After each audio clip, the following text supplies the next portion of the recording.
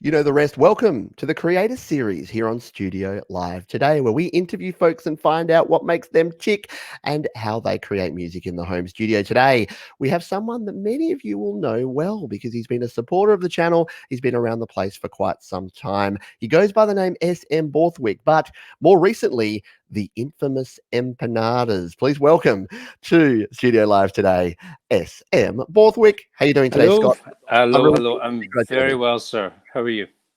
I'm doing great. It's so good to have you on the channel. Again, I feel like I know you very well, yet this is the first time we've spoken face to face because I the way know the internet works is so weird, isn't it? you were always the wee man in the box, and we had to type to chat with you. I can't. I'm going to get too used to this, and I'll be shouting at the screen from here on in. Exactly. You'll be watching a show and just saying, "Pete, why can't you hear me?" No, it's been great following your journey, and you've been creating music and creating videos yourself about how you've been creating things. And I thought, Yes. well, I want to hear more about this. And I thought, let's grab you and get you on the show here and find out. So you might have seen these interviews before, and you probably know the first question I ask is, what is your musical origin story? What got you started in this caper that we call music? Wow. Well, yes, it goes back a long time. But when I was a child, it was very typical to have musical instrument lessons at school. Not so much nowadays, but everybody in Scotland and probably across the UK was issued with a recorder, and we were all in the choir, and we all did that. And the job was to be as far back in the queue as possible, so that you could just pretend like you were playing, and because nobody ever practiced. It must have been torture for parents. But then it was found out we did a test. I generally didn't pay much attention at school. And we had this test, and I thought it was a hearing test, but it was actually a musical aptitude test. And I was selected. I was one of the hallowed few that was selected for violin lessons, which was, if anything, even more torturous than the recorder. So I was terrible at early lessons. I hated the discipline of practicing. My parents sent me to piano lessons, and the piano teacher asked for me to be removed and not brought back because I used to scowl at her when she asked me if I'd been practicing, and I just couldn't do it. But then I guess the really two incidents that really brought music alive for me and made me really want to do this and explore it more. And one was my brother was actually very good at piano, and he started a band when he was young, when he was 11, 12 years old, and they played a concert. And I wanted to be in the band, but I didn't play a musical instrument. So I thought, maybe I could play the drums. Didn't have a drum kit. So I got a metal biscuit tin and just would sit in and annoy the hell out of them, smashing this biscuit. And so, yes, my brother fired me from my first band, and that was it gone. And then the second incident was actually a visit to Edinburgh Zoo. At that time, there was an elephant in Edinburgh Zoo that used to dance. And we were there one time on a school trip, and there was a film crew in filming a man singing to the elephant. And we were all saying, there's a man in there singing to the world famous elephant. And a bystander nudged us and said, just show your respect, kids. That's Mr. Johnny Cash. And we thought, well, you know what? If Mr. Johnny Cash has done well enough that he's been invited to sing for our world famous elephant, then this could be the life for me. And there's life goals right there. Serenade an elephant. So yes, pestered my dad for guitar lessons. Yeah. And stuck in with it, kept on going, got into bands, got into playing as quickly as I could, and just kept on going from there. It's a lifelong journey, I guess. And it is, and it's so funny to hear. I know many folks here in the chat are relating to it, and hello to the folks who are here live on YouTube watching the interview. But yeah, so many folks can relate to those music teacher and the lessons and the recorders. And I don't know why they gave you recorders and then violins, but they did the same in my primary school. And it's like, how can we get the instruments that are the hardest to get a good sound of, that are going to annoy the parents the most, and let's just equip every child with one and see what happens. And that's terrifying. But there you go. So you now are aspiring. I guess the elephant's no longer with us, but you haven't sung to any elephants. Not yet. There's still time. There's still time. Absolutely, always time. Very, very cool. So That's really good to know that, and I guess it's a similar sort of flow to a lot of people go through. You do the early lessons, and then it seems to be guitars that just get people that capture people. I've always said guitars are the best instruments. So Yeah. once people hit guitars, it's just all go from there. What actually got into you? So you obviously was playing some music. You create a lot of your own music and you're recording music. Now, what got you from the playing other people's music side into the hey, I want to actually create music now? Well, to be honest, we never really, we didn't play a lot of other people's music. I didn't learn a huge amount of other people's music when I was starting out. Playing guitar, it was mainly classical music that I played. Yeah. And my teacher was trying to get me to grades and things like that. And I started bringing him in tapes. Again, I suppose an influence from my brother. He got into heavy metal music, which I wasn't huge on at the time, but he also liked kind of classic rock and things like that. He would bring me Leonard Skinner tapes. I would take them to my guitar teacher and say, I want to play this. Show me how to play this. And he would, if he didn't know the song, he would sit and work it out. And I would watch what he was doing. And then when I figured out what he was doing, I thought, I don't need lessons anymore. I knew everything. When you're a teenager, that's it, you know everything. I thought I need to be in a band and just play, write songs, and do that. So yeah, our first gigs, we did one or two covers for fillers. I think the first gig we played about a 12-minute version of Wild Thing until they kicked us off because we'd run out of tunes. We thought we'd just keep on going like this. That'll be fine. No one will notice. But yeah, I always wrote my own songs from a very young age. Wow, that's cool. Yeah, and when I finally got a reasonable band going, we got a little bit of a following and regular gigs and regular money. I think our first demo tapes was just a mono cassette deck that we put in the middle of the rehearsal room and just gathered around it. If somebody was too loud, we moved the tape deck further away from them until we got an okay sound, recorded about 3 songs, and then repeated the process 4 or 5 times. So we had 5 demo cassettes and took them to local bars. And then once we started getting a little bit of money from the gigs, we spent it all on going into a studio and getting better quality. And there were always demos. We never really thought about, you can release this, because in those days you needed permission, you needed to be signed, you needed an agent, you needed a record company behind you. You didn't get to, at our level, you didn't get to do that. You just got to make your demos and bum around, be the bottom feeders and play in the pubs and things like that. That's how we continued. That's really cool. And again, I know that there's people nodding along here that had the monotape decks and that did the same things where you tried to record your demo tape. I've got a box of tapes upstairs that I'm too scared to listen to that have probably got some very, very ordinary recordings. Maybe one day we'll crack those out there. But and that's super cool that you got into original music so early, and it's amazing what we can do now as well. I know I say that we live in the future a lot, but we do when you compare that and the point you raised there about you couldn't just release a song. Like there's no way unless you had to do it all yourself. You had to go to the studio, you then had to go to a mastering engineer, you had to get it duplicated, like you had to actually get your tapes or your CDs duplicated, and then you had to distribute them out the boot of your car. There was none of this getting your song out there, which we are kind of blessed by these days. Yeah, we didn't even know what mastering was. When you got to the end and they said, do you want the master? We thought that was it. We thought your master recording, that was the master. We didn't think about all the other things that still had to happen to your recording. We always wondered why they didn't quite sound just perfect, I know. The recordings where you're like, why is mine so much quieter than every other song that I hear? And you discover it clicks that like, oh, okay, there's a whole separate thing you do to make your songs louder. Very cool.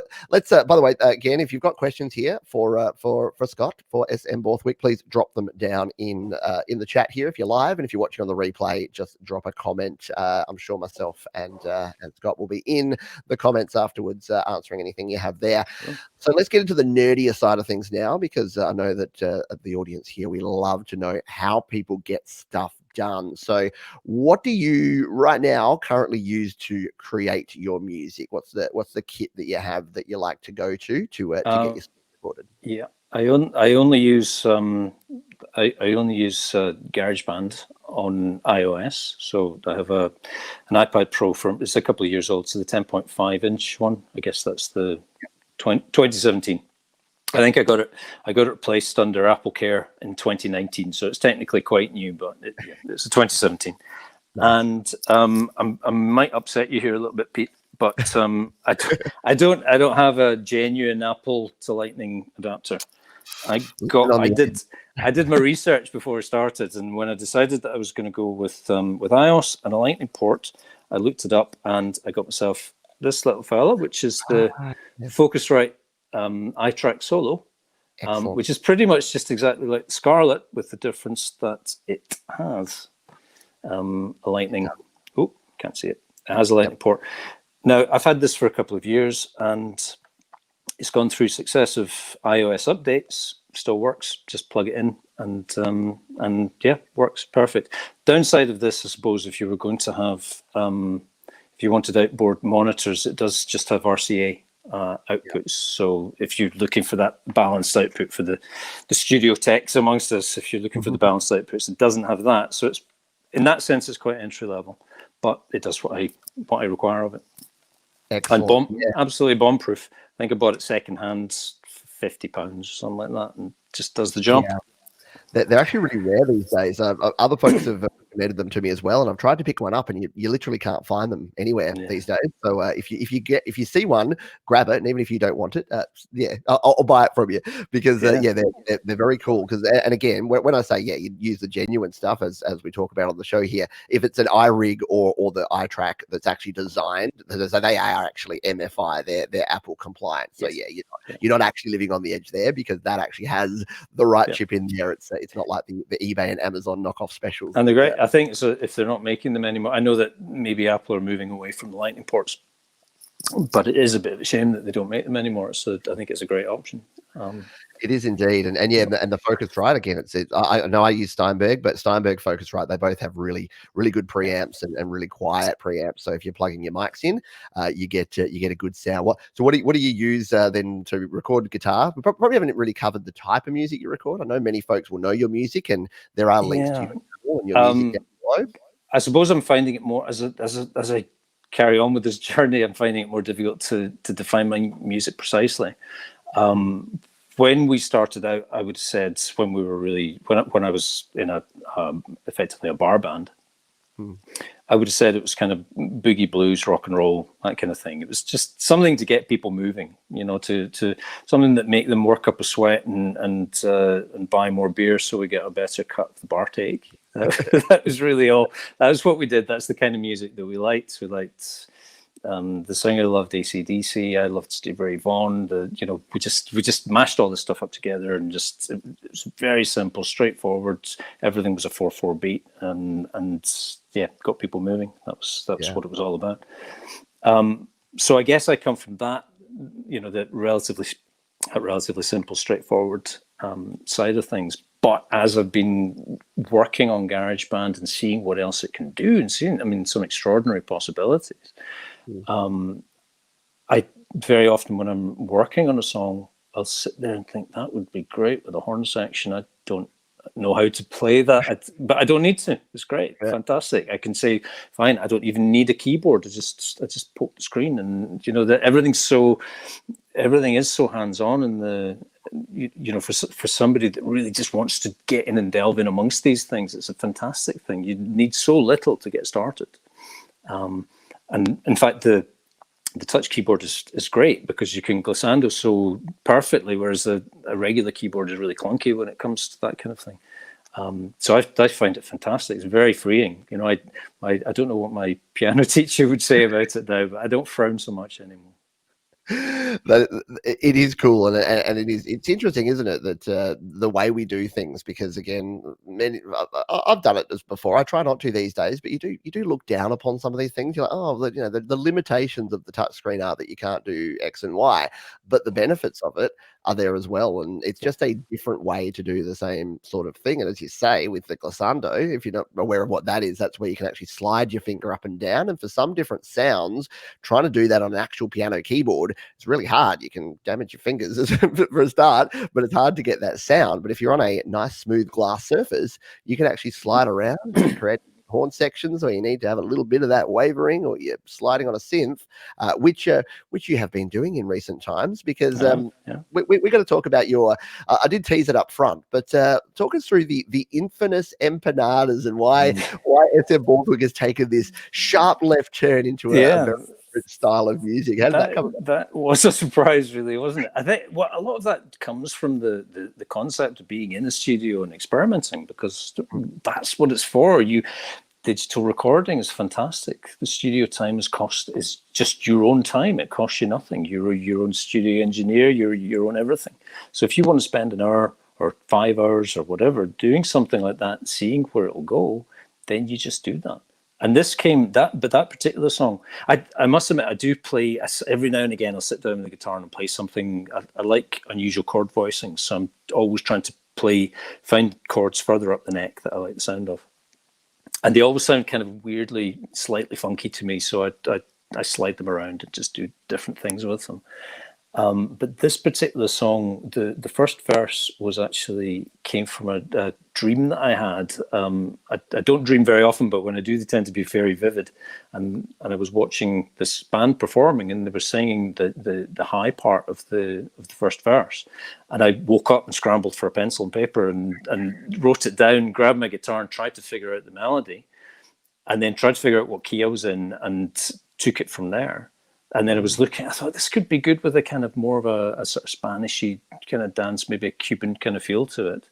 So I started looking at the Phrygian dominant scale, which is sometimes known as the Spanish scale. And I thought, well, that could sound good with as kind of some kind of trumpet trill. And I thought, no, what about flute? But why not pick all these instruments that I can't play and just see what I can make of it? And that it took a long time, but ultimately that short piece of music is what came out of it. Very, very cool indeed. And once again, yeah, if you do want to check out the infamous empanadas, links down in the description here, or you can check out we played it on yesterday's Your Music Live show as well. So if you do want to check that out, and another thing that I've noticed is that your not only your music production but your video production. So these days, music and video kind of go together, and it's all that medium of social media and how you share things around. Having a video to engage people is cool. How do you create those? Like, talk us through your process there. You've got a song and then you want a video for it. How do you get it done? Well, the video, the idea of videos, I didn't really consider it. I wasn't really concerned. I was just releasing. My focus was once I released the first song, which I think was last year's song, the song Timbre Challenge that you made last year. That was the first song that I released, and I thought I'll just release one song per month, and I would just focus on that. Then I'll start to maybe work through the back catalogue and maybe write some new things, this kind of thing. So I had no conception of doing videos, and I think it was one of your shows, one of your Music Live shows, and all of a sudden everybody was doing a video. I think that was Stu Cash's first release, Chapter 6, and he'd done just a video of him kind of performing his song, but I think there were about 3 or 4 others, and all of a sudden I thought, do I have to do a video now too? I had no idea how to do that. So I thought, well, the simplest thing is to do some kind of performance video. So the very first one was just a performance. I just set up a camera on the back of a bar stool in my upstairs hall, and it was way too close. So I had a wide angle lens kit to put over the top of it, which is why it's a slightly strange shape, and the whole thing looked really weird and terrible. So I thought, well, if I go into iMovie and put on this cartoon filter, how's that going to work? And that worked okay. So that's what I've been doing ever since. So I've only done 3 of those. Yeah, the very first one was actually a live performance. I recorded all the backing tracks, and then I recorded the guitar and the video simultaneously. So I had GarageBand running in the background and the video then running. And then the Strawberry Jam one was recorded in this room with all the lights out, and I just used the candle for lighting. And again, it looked awful. I just looked like a serial killer in the semi-dark with this grainy footage. And I thought, no, I can't use that. And again, I thought, well, maybe iMovie can come to the rescue with some dumb filter, and it worked. I had to zoom my face in a little bit because there was a lot of lens flare around it. It just looked terrible, but Yeah, it worked. So I guess I'm kind of stumbling from one kind of accidental triumph to another. I don't really know any other way to put it. And the last one, I promised my son that he could get involved, and so we thought. I said, right, you're going to play the trumpet. We're going to do something. We came up with the idea for some ZZ Top style in sync dance steps, and I think we recorded it twice and thought, yep, okay, let's just go for it. We'll let it run like that. And it's meant to be fun. I mean, these aren't meant to be big, serious productions. This is just a way to present the music. And most platforms that would have my music, it's only the audio. So it's only really YouTube. It's only my channel on YouTube. So it's like, well, yeah, just do something a little bit different. Grab some attention. It's so cool. And there's a few really good points in there that I just wanted to sort of touch on, because I know that people watch these to learn about you and your music, but if you're going to take away a few things from this, let's go through the checklist. GarageBand and iMovie. So at this point, Scott's put out $0. He's using 2 bits of free software to create the music and then to create the video using the devices that you already have, and then just trying new things, both from a musical side of things, but also from a video side of things. You've just experimented until you found something good instead of saying. Yeah, but I think also, watch what other people are doing. I mean, I would say the Strawberry Jam video was inspired more or less directly from another member of the Create, Record, Release community, Glenn Clark, who'd done a video, and it looked like it had been, in all probability, filmed in his downstairs toilet or something like that. And he just lit himself from a single. And he was like, I don't know, he was meant to be in a drain or a dungeon or something like that. And it worked so well. And I thought, if you get a simple idea, a simple concept, and just execute it in such a way, that's the studio magic. You can play instruments that you don't know how to play. Video magic, you can turn your, I don't know, your downstairs bathroom into a dungeon if that's what you want to do. It's so true, and it's inspiring. I'm behind the game when it comes to videos. I see what Gary Hubs is doing, what Stu Cash, Jade Star, what you're creating. Oh well, Jade is. I think that was their first video. That was beyond crazy. I watched that coming together, and I just thought that looked terrible, and I was blown away. I couldn't actually believe that she pulled that off and got something looking so truly insane, but also incredibly entertaining and slick looking. In her garage as well. Yeah, I know. And that's it. You don't need all the gear. You don't need all the things. You don't even need the know-how. You need to experiment and have the passion and to have some fun. Speaking of fun, we've got some fun people here saying that Stu's very impressed with your beard game. Got good beard game going on there. I think this is a bit of a stab at me here. That it's all pepper and no salt. So as opposed to me, who've got probably more of the salt these days going on there. Hello to Healing Heart, who's here as well. And there's some ZZ Top references going on. Apparently we need a third member that doesn't have a beard that can be in our ZZ Top cover band. So we'll see how we go with that. Yes. Righty. Let's continue on there. So yeah, if you do have questions, by the way, for Scott, please throw them in the chat here. I'm more than happy to ask them. Don't make them too curly though. We've got to be nice. Let's jump into the software side of things. So using GarageBand, as you say, or GarageBand, Patrick will be very happy that you pronounced it correctly, GarageBand. And what is that's the only way to pronounce it. I don't recognize the word that you use. I'm not sure what you're talking about. I don't think anyone in Scotland actually knows that I'm talking about the same app. I'm surprised you watch the videos. What's your favorite bit of software there? We've talked about the hardware and using your iTrack and using your iPad Pro. As far as software goes, obviously using GarageBand, are there any go-to plugins or apps that you lean on heavily for your music production? The one that I would always use in everything is Positive Grid's Final Touch for mastering. So yes, that's the next step beyond creating that mix in GarageBand is exporting it into Final Touch. I think the early ones I mucked about with it quite a lot, but as time has gone on, I usually know what I'm looking for from the mix, and I think there was at least one which I think I did one thing. I made one move in the pre-EQ, and then I went to the limiter, and that was it. because I was just happy. I was happy enough with the mix. It just worked the way it was. And yeah, I mean, that's one of the greatest things that I've learned over this relatively short period of time. If you have a mix that really works well, and you're really happy with it and you don't think it can be improved, then all you really need to do is get your volume normalized, and you're done.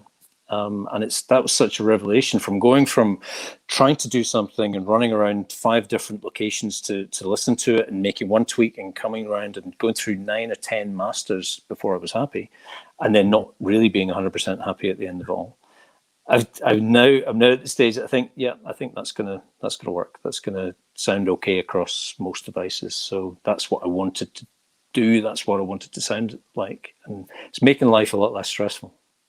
Absolutely, and again, you're dropping truth bombs here today, because that's another thing. It took me a long time to work out early on. I've tried to really just sort of push this whole simplicity thing, because again, if Dan Baker, who's another great creator that you probably many folks know and watch his channel. If you don't, check him out, Dan Baker on YouTube. He says if it sounds good, it is good. So he's an absolute proponent of the fact that just listen to it. Does it sound good? Yes. Move on. Does it sound good? No. Work out what doesn't sound good and fix it. So I think a lot of the times we go out of our way to try and fix things or improve things that are already done, and you get into that last kind of 5% of minutia that just drives you insane. That's never going to change anyway. So you're right. Just if you're struggling, if you've never mastered before and you're struggling with master, do like Scott. Just throw a limiter on it and see if it sounds good. And if it does, move on. Next song. That's all you need. Yeah. Absolutely. So yeah, it's definitely that final touch. In terms of plugins, I've really been enjoying Nembrini's plugins. I don't think they made a bad one. Yeah. Andrea Nembrini has a very long background in sound engineering, and to just hit the ground running at this, start his new company, and just, I don't know, he's really blowing people away with the quality of his products. So a really big shout out to Andrea. I think he's really producing some immensely good plugins. 100%, really terrific. Yeah. If you're not familiar, Nembrini, they make the Crunk, which is the Crunk V2, which is a free guitar amp that you can play around with. And then I think he's got about 5 or 6 different other amps. The 8180, I can't even remember them off the top of my head. Jay's probably got the whole collection. The MRH 810 is the one I like. It's like a Marshall JCM, and I think he's got one called Soundmaster, which is a Fender style, which is also very good. But I think they're terrific. Of course, a lot of the free ones, wider, I love. I put wider on almost every track. I think I did one track a little while ago called Back from Hell, and I didn't actually pan the guitars. I just used, there was 3 guitars, and I just used different instances of wider to take it out and middle and through the middles, and it just made a huge wall of guitar sound. It just worked really well for me. So wider is a fantastic one for free. Tape cassette and tape cassette 2, very good for. I don't use them for a lot, just a touch of saturation here and there. And I don't know what else. Yeah, there's all sorts of experiment. That's one of the major things. See what you think. I think the last song I did, I put Filter Step on a bass track just to see what would happen. I liked it, so I kept it. And yeah, again, not really something I'd used a lot, but I think it was free at the time, so I picked it up thinking, keep it at the back of the cupboard and rummage around there in the studio if you're looking for some inspiration. Just see what happens. 100%, yeah, exactly right. And yeah, if you watch Jay's channel, and if you watch some of the things I review, I often say that is like, I'm not showing you apps or these plugins for you to go out and get everyone every time and just always use them, but just have them there in your back catalog. And if you're like, oh, I want to try something different, just throw it on and use it. Don't just play with it for play's sake. But when you're doing a track, just grab a plugin, use it, find out if it works. If it does, great. If it doesn't, move on, try something else. So love that. Healing Heart says that where is the Strawberry Jam video? It's on your channel, it's on your YouTube channel, which is linked down in the description. Your Strawberry Jam. It's on my own channel. You can't post videos to Slaps as far as I'm aware. No, not yet. So I think I think I might have put that one. I don't have a lot on Slaps, so I might put that one up there, but it will just be the audio. Yeah, there you go. And thank you, Jay. Just always stepping in. Step ahead. doing my work for me, which is always kind. Yes, and slaps Slaps his audio audio. Yeah. only. Let's jump in here. We're running out of time. How fast does half an hour go? It flies by. So Been we're going to fantastic. jump into the last couple of questions here. So you've done a lot in your career. We've talked about starting out with the piano and the violin and the recorders, going through starting your first band, playing the biscuit tin, and then eventually finding guitar and creating music. That's a lot of years of a lot of things that have been going on. At this point in your time, what would you say your proudest moment has been throughout all of that? Well, I have to be charming here, don't I, Pete, and say, well, obviously, it's being here with you tonight. Absolutely, pinnacle of my career.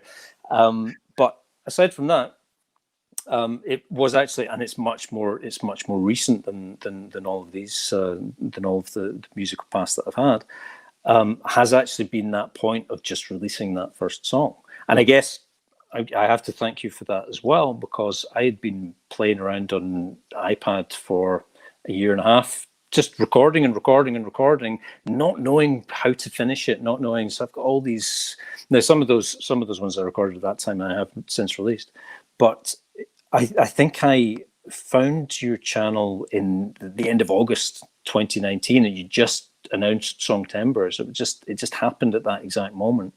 And I thought, right, jump in with both feet. I will absolutely enter into the spirit of this, write a brand new song and just do it. And what I would say to anybody who's considering doing something like that is don't write a 6.5 minute song, because the nine masters and the amount of mixing, and write a short song for you for your first one, right, because you'll drive yourself crazy listening to it again and again and again. But getting that out, taking that challenge, getting it done, and not just saying this is finished and done and shared with people, but actually take it to DistroKid, get it out, and see those emails coming in saying you're live on iTunes, you're live on Spotify, you're fantastic. That really was a great moment and a great achievement for me, I think.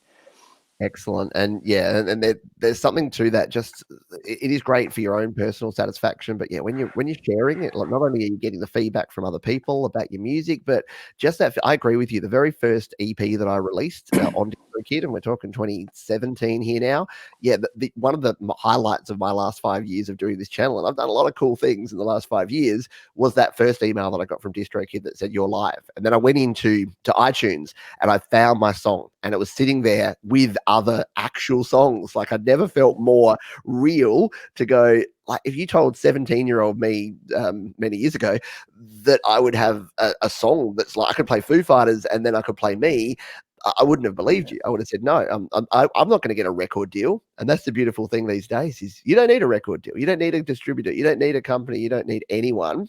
You can do it. You can take ownership of it. So hopefully many folks are inspired by your story there, Scott, and what you've been able to achieve over just the last year then, putting out all the different songs and your last couple of songs, the Strawberry Jam video that people are loving, as well as of course the infamous Empanadas, the new direction for your music there. The last question I ask folks is, there might be people that are sitting here listening to this. If they're not inspired by now, I don't know what's wrong with you. Get out there, start creating. But what's the one piece of advice you'd pass on to someone who's where you were back then, who's just getting started in their home recording journey? The one thing, honestly, that I would say is just amaze yourself. Amaze yourself, because if you try it, if you jump in and try it, you won't believe the technology that's available right now. We're talking about GarageBand, but there are so many other options out there, whether you're on a Mac or PC, or whether you're an Android device. There are a ton of different options. Happens to be that I think GarageBand for the beginner is probably the most powerful and maybe the most accessible. But yeah, amaze yourself, because you will create something that you think sounds fantastic probably within the first 20 minutes. And even if it's just something that is the loops in there are playing around. I sit down with my 7-year-old son and just let him create something. And they tend to be kind of short, but he goes in with an idea of what he's trying to achieve, what instruments he wants, and the more he does it, the more he goes on. He's absolutely clear on what it is that he's trying to do. And yeah, he's easily pleased, so he nails his vocals in one take every single time. It's going, yeah, I can't do that. It takes me a long time to get that quite right. Love it. That is so cool. And yeah, I think we can learn something from our kids too. I do the same with my kids. I'll put something in and I'll be like, oh, do you want to try? No, nope, done. It's good. I'm like, okay, that's fine. Yeah, and it is actually a good thing to learn that, yeah, sometimes you just put it in and it's done and you can move on and be happy with what you've got. So that is brilliant. Good advice. Get in there, get started, experiment, learn, and yeah, just create and get stuff done. So thank you again. Where can folks go? So you've got your YouTube channel we've linked down below. Anywhere else folks can go to check out Yes, your absolutely. Yeah, YouTube is where you should go if you want to see any of the videos. I do have videos of the songs. I've got another couple of little bits and pieces. Some of the videos there, some just for fun. I have been charting the progress of a song that I've been writing that stalled recently for various reasons, but I'll be getting back to that and finishing that one off fairly soon. So those are hopefully more kind of conversational than really instructional, because there's no instruction manual to this. It's just, this is how I approach this particular project, and maybe folks will get something out of that if they're interested in that kind of thing. I have a couple of tracks up on Slaps, and again, all my stuff is available for streaming, purchase, downloads, all these kind of things at all major platforms. I think you probably put the link already to Songwhip, which is a great resource, which you can go in there, you can find what track you're interested in, what platform you prefer to use, and you'll find a link to it via that. So that's me. Great stuff. Well, yeah, it wouldn't be the show without the community here. So we'll just quickly say good day. So Scott, thank you for being here, and glad you enjoyed it. Gary Hubbs here as well. Jade Star, thank you for being here. Cap Salam, thank you. Healing Heart, who's been here, thank you for you. Lady Rodeline, our buddy Mark, of course, is here. Tom Rochelle, Benedict Stewart, Stu Cash, Case is here. Alex Bacchus. It's like the Studio Live Today family. It is. It's a who's who. I mean, and so these are all awesome musicians. I'm blown away by every one of them when I hear what they come out with. And Darren there, wow, what he's producing at the moment, amazing. Everybody, actually, incredible. Yourself as well, of course, Pete. You do produce such wonderful music too. So yes, very lucky, very privileged to be a part of this community. And yes, and thank you very much for inviting me on. This really has been a blast. Very, very welcome. Yeah, we're way over time, but yeah, I thought everyone was jumping in saying that they really enjoyed hearing from you, Scott. So I needed to make sure that we could throw those up here at the end here, just so that everyone gets a little mention here before we finish up. But that is going to have to do it. We're going to finish up here. Please thank my guest, S M Borthwick. Check out the link. We'll see Red now. There you go, Red. I can relax. Red. Get into it. Yes, Red, and we could. Yeah, there you go. Get started early for the happy hour later. But thank you everyone for being here. Thank you to Scott, and yeah, please, be kind to yourself, to each other, keep creating music, and we'll see you again real soon. Cheers. Thank you. Bye.